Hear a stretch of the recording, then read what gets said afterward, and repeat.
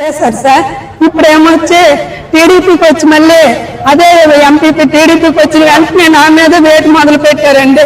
ఈసారి నేను వైసీపీ దాన్ని నన్ను వేధిస్తూ అతను సాంబార్కి పిలిచి విపరీతమైన మాట్లాడుతూ రాజీనామా చేస్తావా చెయ్యమనుకొని మా ఊరు 9 మంది అతని అనుసరులు 9 మందితో పట్టును మేము మొదలు పెట్టేసి మా ఊర్లో నాతో ఎవరు మాట్లాడినా నాకు ఎవరు సపోర్ట్ చేసిన వాళ్ళకి గవర్నమెంట్ వచ్చే పథకాలన్నీ ఆపేస్తుందని చెప్పారు సార్.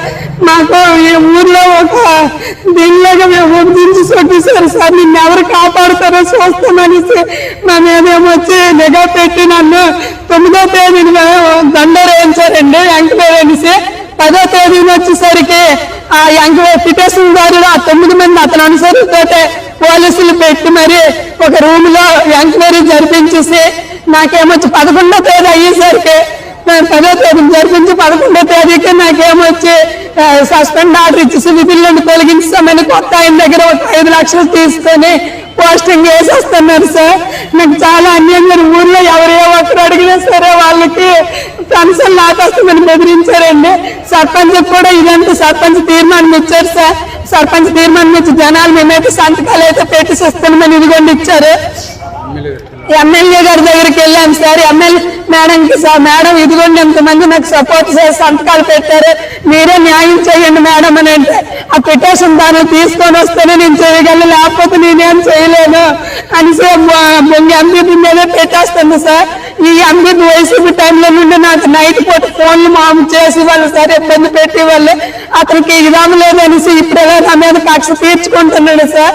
ఎవరు ఇదవ్వకుండా ఊర్లో నేను తలెత్తుకొని తిరగలేకపోతున్నాను సార్. నాకు ఒక పోలియో చెల్లి ఉంది, ఒక అత్తయ్య ఉంది ముసలావిడ, మాకు తల్లిదండ్రులు ఎవరు లేరు, నేను మా ఆయన 2 పిల్లలు వాళ్ళు పెట్టుకొని ఉంటున్నాను సార్. దానికి పట్టుకొని ఎక్కడికి నేను వెళ్ళలేమనుకుని ఆవిడ దగ్గర ప్రాధాన్యపడినా కూడా ఎవరో ఆ పాపను పోలియో పాపను తీసుకుని వెళ్ళి మేము కనీసం ఇవ్వలేమని అన్నా నేను మాకు అధిక ఎవరైనా ప్రాధాన్యపడినా సరే నేనేం మాట్లాడలేను. వాళ్ళ దగ్గరికి వెళ్ళి ఆడుకనిస్తుంది సార్. నాకు ఎవరు న్యాయం చేస్తారు సార్? నేను ఇప్పుడు పోలియో పిల్లలు పట్టుకొని ముసలి అత్తను పట్టుకుని 2 పిల్లలతో 10 సంవత్సరాలు నిన్ను చేసిన పోస్ట్ నీకు ఎవడు కాపాడుతాడో నేను తీసేస్తాను అంటున్నాడు సార్. నేను ఇప్పుడు ఏం చెయ్యాలి? మీరే న్యాయం చేయండి సార్, లేదంటే నేను ఎక్కడైతే చనిపోతాను సార్. నా మీద ఇటువంటి అభియోగాలు మోపుతున్నారు. నాకు ఊర్లో మాత్రం చాలా హింసిస్తున్నారు సార్. నాతో ఎవరు మాట్లాడలేకపోతే నేను తలెత్తుకొని తిరగలేకపోతున్నాను సార్. నన్ను ఇప్పుడు 10 లక్షలు 5 లక్షలు ఇచ్చాడు, నువ్వు 10 లక్షలు ఇస్తే ఇస్తానంటున్నాడు సార్. నేను ఎలాగ ఇవ్వగలను సార్?